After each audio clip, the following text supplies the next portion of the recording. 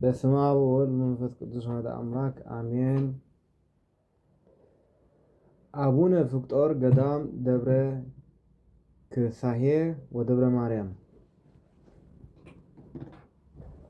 ኣብ ከባቢ ምስራቅ ቤት ሰማዕታት ዝተባህለት ዓዲ ክልተ ጻድቃን ፈራህቲ እግዚኣብሔርን ሰብ ሓዳርን እቲ ሰብኣይ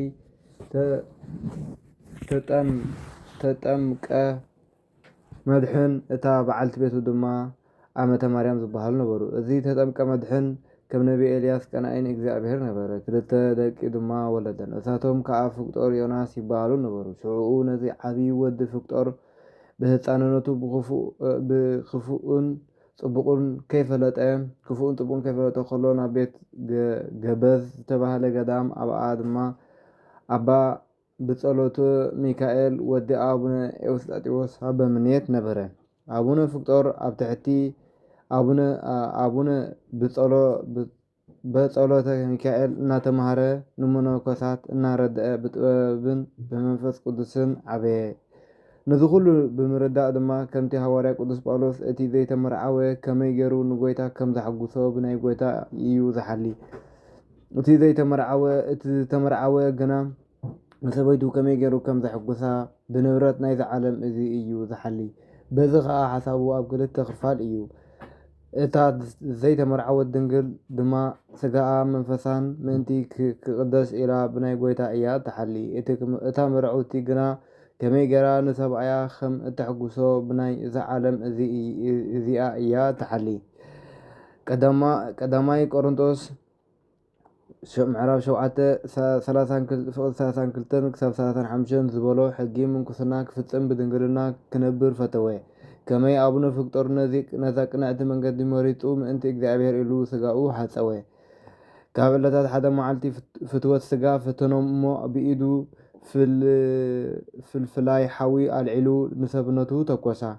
እዚ ድማ ምእንቲ ፍቅሪ ክርስቶስ ነበረ።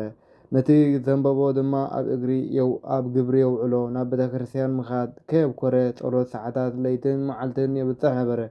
ንጸሎት ክቐውም ከሎ ብውዑይ ልቢ ክልተ ኣእዳዉ ዘርጊሑ ይጽሊ ነበረ። ከምዚ ኢሉ እናጸለየ ከሎ ሓደ መዓልቲ ብራእይ ንህንጸት ቤተ ክርስቲያን ዓንዲ ተሰኪሞም ከለዉ እግዝእትነ ማርያም ነቲ ዓንዲ ብጻዕዳ ፈትሊ ክትሕዞ ከላ ንሱ ድማ ኣብቲ ማእከል ክመላለስ ረኣየ። እቶም ነቲ ዓንዲ ተሰኪሞሞ ዝነበሩ ቅዱሳን ኣብቲ ዓንዲ ኣይበጽሑን፣ እቲ ዓንዲ እውን ኣብ ርእሶም ኣይበጽሕን። እንታይ ደኣ ሰለል ኢሎም ትኽ ኢሎም ይኸዱ ነበሩ። ከምኡ ከዓ ንቅዳሴ ኣብ ቤተ ክርስቲያን እንዳቀደሰ ከሎ ሓደ ሕጉስ ህፃን ናባይ መጺኡ ከምዚ ምሳይ ዝፃወት ናባይ ኣንቃዕሪሩ ክዳነይ ክሕዝ ረኣኽዎ። ሓይለይ ድማ ደንጎየ፣ በታ ክብርቲ ኣፉ ድማ ሰዓመኒ በለ።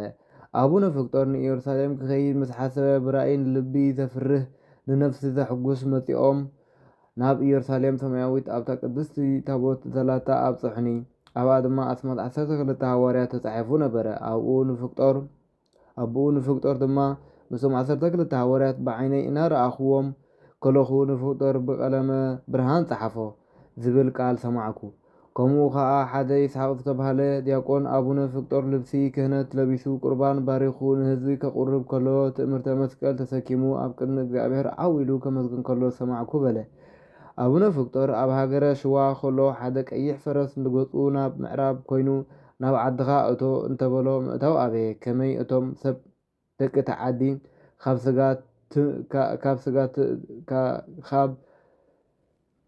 ስጋ ትምህርቱ ክጸግቡ እዮም ዝብል ቃል ሰምዐ። ስለዚ ድማ ክንቀሳቐስ ኣይከኣለን። ከም ብሓድሽ ከዓ ሓደ ቀይሕ ጽቡቕ ሰብኣይ ገጹ ብጭሕሚ ዝተኸበ ጽባቐ ገጹ ኮኸብ ዝመስል ኣዒንቱ ብርሃት ናብ ዓድኻ እቶ በሎ። ኣቡነ ፍቅጦር ድማ ንስኻ ኸ መሳይ ተኣቱ ዲኻ በሎ። ንሱ ከዓ እወ መሳኻ ከኣቱ እየ በሎ። ኣቡነ ፍቅጦር ንተምሃራይኡ ነገሮ። ትርጉም ናይዚ ራእይ ድማ እቲ ዝተራእዮ ራእይ ኣቡነ ኣብሳዲ ከም ዝኾነ መንፈስ ቅዱስ ተገልጸሉ። ኣቡነ ፍቅጦር ከምቲ ተኣዘዞ ናብ ዓዱ ከኣቱ ምድሪ ሰሜን ዝተባህለ ኣብ እግሪ በረድ ምስ በጽሐ ክፍኣት ህዝቢ ተረፍ ኣይሁድ ሒዞም ንኽቐትልዎ ነታ ዝተሓደረላ ቤት ሙሉእ ለይቲ ክሕልውዎ ሓደሩ። ከመይ ኣቡነ ፍቅጦር ነዞም ተረፍ ኣይሁድ ነቲ ኣብ ትንቢት ኢሳያስ ምዕራፍ 7 ፍቅዲ 14 ከምኡ ከዓ ምዕራፍ 6 ፍቅዲ 7 ብሓፈሻ ሙሉእ መፅሓፍ ኢሳያስ ትርጉሙ ረቲዕዎም ስለ ዝነበረ ክቀትልዎ ሓሰቡ። ይኹን እምበር እግዚኣብሔር ክመውት ስለ ዘይፈቀደ ከቢቦሞ ከለዉ ብማእከሎም ሰንጢቁ ኣውፅኦም። ብኣምሳል ክልተ መነኮሳት ድማ ሰብኡት ተራእይዎ ካበይ ዝመጻካ ኢኻ? ናበይ ትኸይድ ኣለኻ? ንሱ ድማ ካብዚ መጺእና ናብዚ ድማ ንኸይድ ኣለና። ከመይ ንሕና ደቂ ሰራየ ኢና፣ ገዳምና ከዓ ደብረ ክሳሄ ይበሃል በሎም። እቶም ክልተ ሰባት ንኣቡነ ፊቅጦርን ነቶም ምስኡ ዘለዉ ኣብዚ መንገድኩም ኩናት ከም ዘሎ ኣይፈለጥኩምን ዲኹም? ስለምንታይ ክንድዚ ትደፍሩ ኢልዎም። ቅዱስ አቡነ ፊቅጦር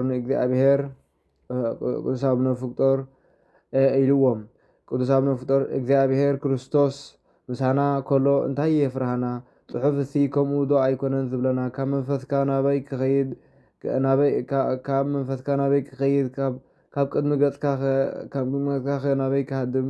ናብ ሰማይ እንተዓረግኩ ኣብኡ ኣለኻ፣ ናብ ቀላይ እንተወረድኩ እውን ኣብኡ ኣለኻ። ከመይ ንስሪ ክንፊ እንተወሰድኩ ክሳብ መወዳእታ ባሕሪ እውን እንተነፈርኩ ኣብኡ እውን ኢድካ እያ ትመርሓኒ፣ የማንካ ተንብረኒ። ሕጂ ድማ እቲ እግዚኣብሔር ምስኡ ዘሎ እንታይ ዘፍርህ ኣለዎ በሎም። ከምዚ እግዚኣብሔር ምስኡ ዘሎ እንታይ ዘፍርህ ኣለዎ በሎም። ከምዚ ምስ በሎም ከዓ ስለ ዝፅቡቕ ዘረብኡ ጽንዓት ሃይማኖቱን ኣዝዮም ተሓጐሱ። ንቅዱስ ፊቅጦር ምስ ብፆቱ በሉ ንስኻትኩም ቋንቋ ናይዚ ሃገር ስለ ዘይትፈልጥዎ ባዕላትና መሪሕና ክንወስደኩም ኢና ብልዎም። ካብታ ኩናት ዝነበራ ቦታ ድማ ብሰላም ብፍቓድ እግዚኣብሔር ኣውፅእዎም። በሉ በዚ መንፅርኩም ዘሎ ኺዱ ኢሎም ከዓ ተፋነውዎም።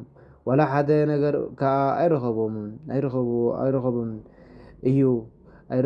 ኣይረኸበኩምን እዩ በልዎም። ቅዱስ አቡነ ፊቅጦር ዳሕራይ መዓልቲ ናብ ሃገርኩም መፂእና ክንሪእየኩም ኢና በሎም። ንሳቶም ግና ፍሽኽ ኢሎም ብምስሓቅ ዓድና ርሑቕ እዩ፣ ክትበፅሕዎ ድማ ኣይትኽእሉን ኢኹም፣ እግዚኣብሔር ምሳኹም ይኹን፣ ብሰላም እተው ኢሎም ተፋነውዎም። አቡነ ፊቅጦር ወዱን ካብቲ ሕማቕ ቦታ ሓሊፎም ኣብታ ዝደለይዎ ዓዲ በፅሑ።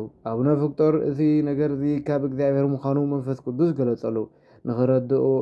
ንኸረድእዎም ክልተ መነኮሳት ዝተመሰሉ መላእኽቲ ልኢኹ ካብ ኩናት ኣድሓኖም። መዝሙር 9 ንመላእኽቱ ምእንታኻ ይእዝዞም ድሕሪዚ ናብ ቦታኦም ደብረ ማርያም በሰላም ኣተዉ። ኣብዚ ግዜ እዚ ዘርአ ያዕቆብ ዝተባህለ ንጉስ ነጊሱ ነበረ። ዜና ናይዞም ቅዱሳን ሰሚዑ ካብ ደብረ ማርያም ብመጻሕፍቲ ዝትርጉሙሉን ሕጊ ሃይማኖት ዝምህርዎን ምሁራን መጻሕፍቲ ክልእክሉ ብደብዳቤ ናብ ኣባ ተወልደ መድህን ሰደደ። ኣባ ተወልደ መድህን ድማ ካብቶም ኩሎም መነኮሳት ብትምህርቱን ብሊቅነቱን አቡነ ፊቅጦር ምሁር መጻሕፍቲ ስለ ዝነበረ መሰነይታ ገይሩ አቡነ ፊቅጦር ክኸይድ ኣዘዞም።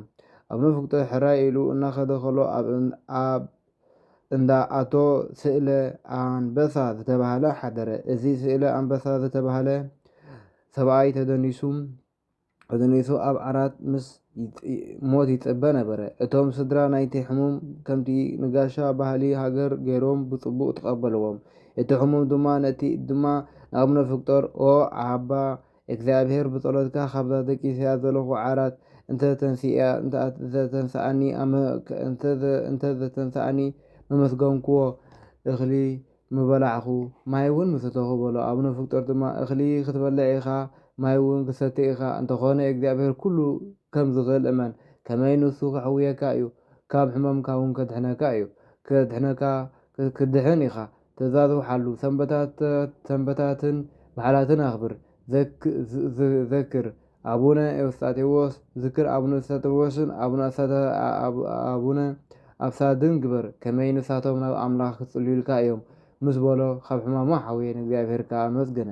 ካብ ዕለታት ሓደ መዓልቲ እታ ካብ ኢዱ ዘይፍለያ ገባሪት ተኣምራት በትሪ አቡነ ኤዎስጣቴዎስ ሒዙ ምስ ደቂ መዛሙርቱ እናተጓዓዘ ከሎ ብርቱዕ ደበና ሰሪቡ ክዘንብ ተቐራረበ እሞ በታ በትሪ ኣማዕቲቡ ኦ መላእኽቲ ደመና ዝናብ መብረቕ ነጎድጓድ ናብዛ ኣነ ምስ ኣሕዋተይ ዘለኽዋ ዝናብ ከይተዝንቡ ብስም ስላሴ እግዝእትነ ማርያም ብጸሎት አቡነ ኤዎስጣቴዎስ ኢሉ ኣማዕተበ። ከምዚ ምስ በለ ኣዒንትና እናርኣና እቲ ደመናን መብረቕን ዝናብን ተበተነ።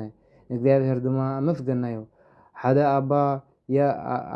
ኣባ ያዕቆብ ዝተባህለ ብጽኑዕ ዝሓመመ መነኮስ ነበረ እሞ ኣቦና ቅዱስ ፍቅጦር ክበጽሕ ምስ ከደ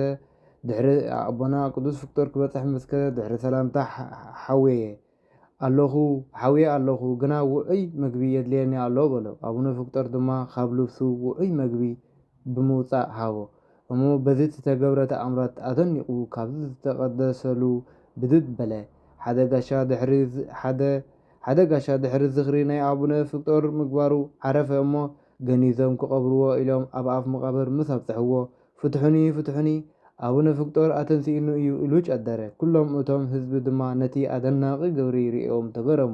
ምስ ፈትሕዎ ድማ ቅዱስ ኣቡነ ፍቅጦር ብዓብዪ ክብሪ ኣብ የማን እግዚኣብሔር ኮይኑ ገጹ ድማ ካብ ፀሓይ 7 ኢድ በሪሁ ርእዮ ብምባል ምስክርነቱ ድሕሪ ምግላጽ ዝኽሩ ምግባር ከይተቋርፁ ኢሉ ነቶም ህዝቢ ይመዓዶም። ሓደ ግዜ ትንሣኤ ደብረጽዮን የልቦን ዝብሉ ከሓድያን ተንሲኦም ነበሩ። ጠበቓ ናይ ክርስቶስ ድማ ኣቡነ ፍቅጦር ነበረ።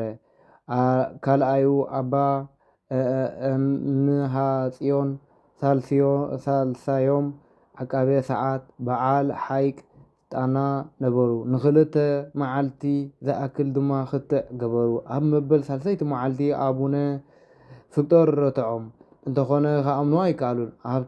ካብ ንጉስ ሓደ ክንዲ ጎቦ ዝኸውን ዕንፀይቲ ተኣኪቡ ከም እሳተ ባቢሎን ክነድድ ሓደ ካብኣቶም ድማ ምእንቲ ግልፀት ሃይማኖት ኣብኡ ክኣቱ እቲ ከም 3 ደቂ ከይነደደ ዝወፀ ቁኑዕ ሃይማኖቱ ከም ዝኾነ ክረጋገፅ ትእዛዝ ሓተተ። ንጉስ ከምቲ ዝበልካዮ ይኹን ብምባል ኣዘዞ። ሽዑኡ ኣቡነ ፍቅጦር ክዳኑ ኣውፂኡ ኣብቲ ሓዊ ኣተወ። እቲ ሓዊ ከዓ ፈፂሙ ኣይተንከፎን። ሽዑ ነቲ ከሓዲ በል ንስኻ ከዓ እቶ ኣርክቦ በልዎ። እንተኾነ ንሱ ግና ይቕረታ ተጋጊአ እየ ከመይ ጎይታና ኩሉ ብንስሓ ክድሕን እዩ ብምባል ናብ ምድሪ ወደቐ። ዓው ብዝበለ ድምፂ መሓረኒ ኣይተውግዘኒ ትንሣኤ ደብረ ጽዮን ኢለ ድማ ኣይሰብኽን እየ ብስም ኣብን ወልድን መንፈስ ቅዱስን እምሕል ኣለኹ በለ። ከምዚ ናይ ኣቡነ ፍቅጦር ዝበለ እምነት ስለ ዘይተረኣየ ኩሎም እቶም ህዝቢ ተገረሙ። ሃይማኖት ኦርቶዶክስ ተዋህዶ ክብሪ ረኸበት። ቅድስቲ ድንግል ማርያም ከበረት። ቀዳመ ሰንበት ከም ሓንቲ መዓልቲ ተባዕላ። ሓደ ጴጥሮስ ዝስሙ ቅዱስ መነኮስ ካብ ቤተ ክርስቲያን ፀውዖ እሞ ኣቡነ ፍቅጦር ናብኡ መፂኡ ኣነ ክመውት ኣብዚ ድማ ክቕበር እየ። ንስኻ ፍቅጦር ኣብ መንበሪ ኣቦታትካ ቅዱሳን ክትቅመጥ ነዚ ገዳም ድማ ኣባ ተወልደ መድሕን ኣበምኔት ዝነበረ ምስ ዓረፈ ኣበምኔት ኮይንካ ክተማሓድሮ ኢኻ በሎ። ኣበምኔት ገዳም ደብረ ማርያም ኣቡነ ተወልደ መድህን ኣሪጉ ወዲ 133 ዓመት ምስ ኮነ ከምቲ ኣቐዲሙ ሓደ ባሕታዊ ንኣቡነ ፍቅጦር ኣበምኔት ክኸውን ተነቢሉ ዝነበረ ኣበምኔት ክኸውን ኢዶም ኣንበሩሉ። ኣቡነ ተወልደ መድህን ዕለት 18 የካቲት ብሰላም ዓረፈ። ከምዚ ትንቢት መሰረት ድማ ጊዜኡ ምስ ኣኸለ ኣቡነ ፍቅጦር ብንጽህና ብሙሉእ ልቦናን ንገዳም ደብረ ክሳሄ ወደብረ ማርያም ኣበምኔት ኮይኑ ነታ ገዳም ኣመሓደራ ኣገልገላ። ኣቡነ ፍቅጦር ቀትሪ ኣብ ማይ ሳግላ ይውዕል፣ ለይቲ ኣብቲ ኣብኡ ዘሎ ጸድፊ ይሓድር። ከመይ ኣብዚ ቦታ እዚ ብስም እግዝእትነ ማርያም ታቦት ከም ዝቕረጽ ተገሊጹሉ ነበረ። ኣቡነ ፍቅጦር ከምቲ ናይ ነቢ ኤልሳዕ ካብ መምህሩ ኤልያስ ዕጥፊ በረኸት ዝተቐበለ ካብ ኣቡነ ተወልደ መድህን ዕጥፊ በረኸት ተቐቢሉ ወራሲ መንበር ኣቦታቱ ኮነ። ቃል ኪዳን ኣቡነ ፍቅጦር ካብዚ ዓለም እዚ ዝሓልፈሎ ግዜ ምስ ቀረበ ንኩሎም ደቁ ኣኪቡ ብቓል ቅዱስ መጽሓፍ መዓዶም። ኣቡነ ፍቅጦር ካብ እግዚአብሔር ሙሉእ ቃል ኪዳን ተቐቢሉ ዕለት 15 ሕዳር ብሰላም እግዚአብሔር ዓረፈ። ጸሎቱን በረኸቱን ምሕረት ኣምላኹን ምስ ኩልና ይኹን ኣሜን።